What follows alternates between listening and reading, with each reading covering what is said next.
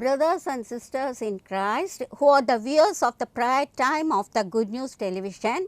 A warm welcome to every one of you in the name of our Lord and Savior Jesus Christ, who is the King of the universe. The Bible tells we are fearfully and wonderfully made. Yes, since we are the image of God, we have that creative power of fearfully and wonderfully made creatures. We are the crown of creation, and we are talented people. We are worthy to praise our Lord Jesus Christ. Suppose somebody asks you, who are you? Then generally we can tell, I am a Christian. I am doing the ministry for the Lord. Suppose they ask you, who are you in Christ specifically? Then I can quote some of the biblical principles to tell about my relationship with our Lord Jesus Christ. Yes, I can tell I am the beloved child of Jesus Christ. I am the affectionate sheep of our Lord Jesus Christ. I am the treasured possession of my Lord. I am the precious jewel of the Lord. I am the temple of God. I am the honorable vessel of my Lord Jesus Christ. I am the ambassador and apostle of Lord Jesus Christ. I am the apple of his eye. Like that, I can go on telling about my precious relationship with me to my Lord Jesus Christ. Yes, that is true, and everything is given in the Bible. Now, today let us have the Bible study about our identity in Christ. Yes, we have 4 identities in Christ. That is clearly given in one of the verses in the Bible. Let us read that verse. It is in 1 Peter 2nd chapter 9th verse. But your chosen generation, your royal priesthood, your holy nation, your special people to the Lord, who brought you from the darkness to the marvelous light of Jesus Christ, so that we can proclaim the praises to our Lord. Yes, here in this verse, we have got 4 identities of a Christian who is a believer. The first one, actually, it is the chosen generation. We are chosen generation. We are royal priesthood. We are holy nation. We are his special people. Yes, since we are chosen generation, we are privileged people. We are blessed people. Yes, God has selected us as the citizen in his kingdom. Yes, let us see one verse, that is Romans 8:30. 30th verse tells, those who are predestined, they are called. Those who are called, they are justified. Those who are justified, they are glorified. Yes, we chosen generation are predestined by our Lord. We are called chosen generation. We are justified chosen generation. We are glorified chosen generation. Jesus himself told us in John 15th chapter 16th verse, you do not choose me, but I have chosen you to bear fruit for myself. Yes, Jesus Christ has selected us to be the chosen generation, which is the identity of a Christian. Yes, actually we are chosen to be the walking picture of Jesus Christ, to be the talking picture of Jesus Christ. And we are spiritual magnet. We have to attract others into the kingdom of God. We are spiritual diamond, so that we can cast the luster, the brightness of Jesus Christ on others. We have one golden certificate in the Bible. Jeremiah 30th chapter 22nd verse tells, You shall be my people and I will be your God. Yes, that is chosen generation. There are some principles underlying the chosen generation. First of all, we should be born again Christians. Yes, Jesus told Nicodemus, unless a man be born again in water and spirit, he cannot enter into the kingdom of God. Yes, if I want to become the citizen in the kingdom of God, I should be born of the Holy Spirit. The second criterion for the chosen generation is we should be new creation. Yes, 2 Corinthians 5th chapter 17th verse tells like this. If anyone is in Christ, he will be a new creation. All the old things have passed away and all the new things have come. So we will become new in Christ. Our thoughts will be new, our words will be new, our actions will be new. Then we will be certified as the chosen generation. Then we have to be anointed Christians.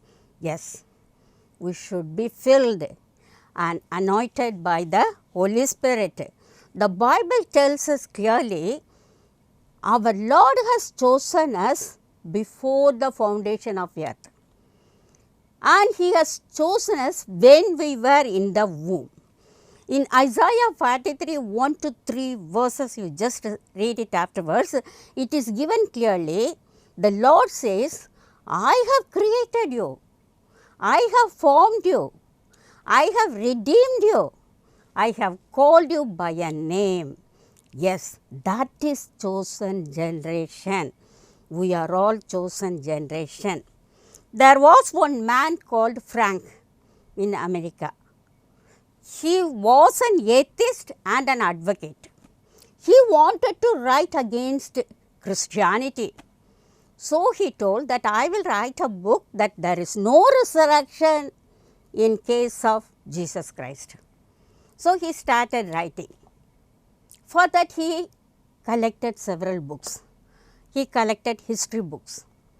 He took the Bible also. And when he started referring everything, when he started reading the Bible, he was anointed by Holy Spirit. He found the truth in the Bible.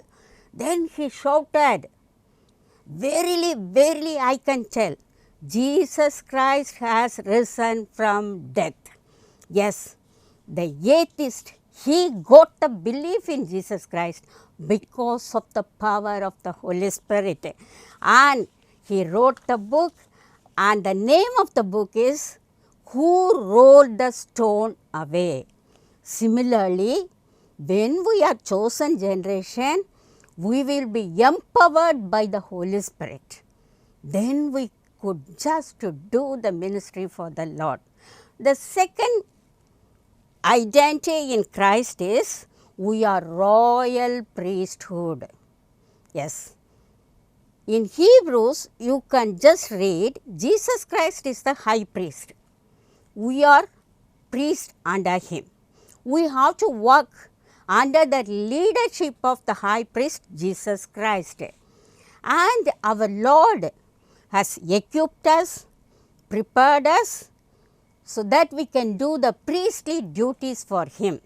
Yes, the first thing for a priest is to be sanctification, as we read in Leviticus in the Bible.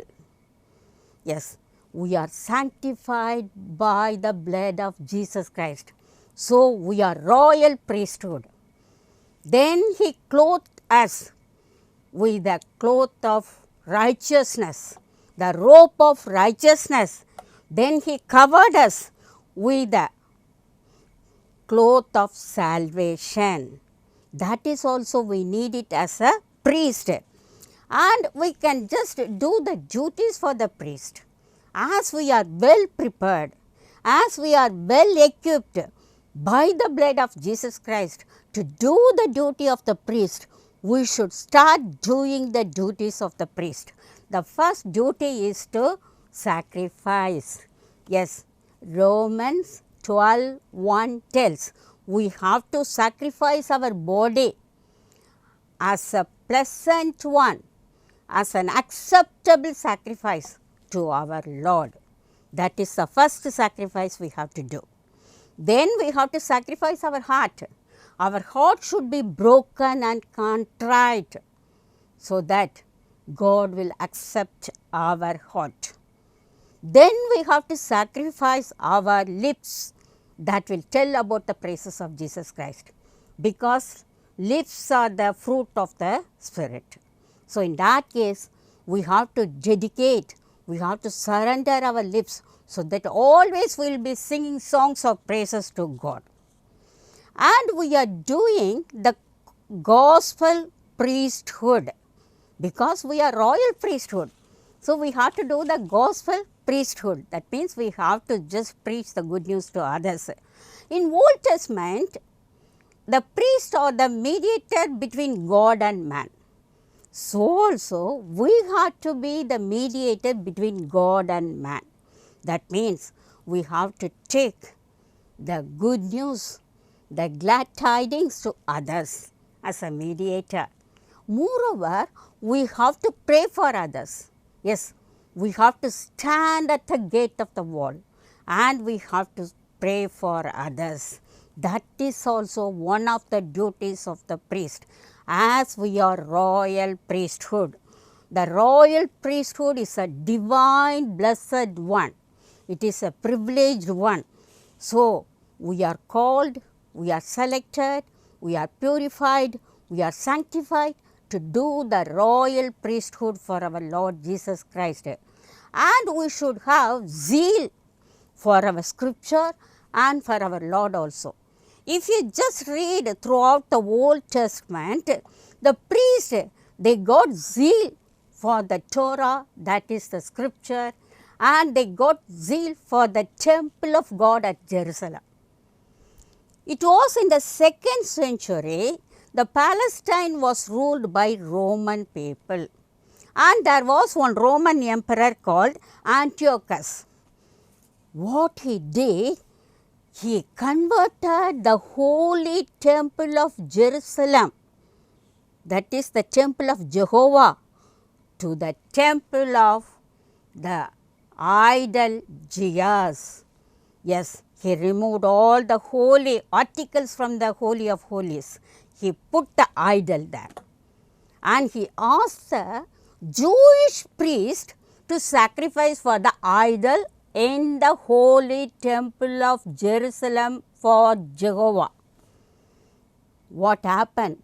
One high priest by name called Matthias, he came, he killed the priest. He had 5 sons, and one among them was Maccabees. And Maccabees, he collected the army of the Jewish people. Since they were all priests, they had great zeal for the temple, for Jehovah God. So, they destroyed all the pagan idols in that temple.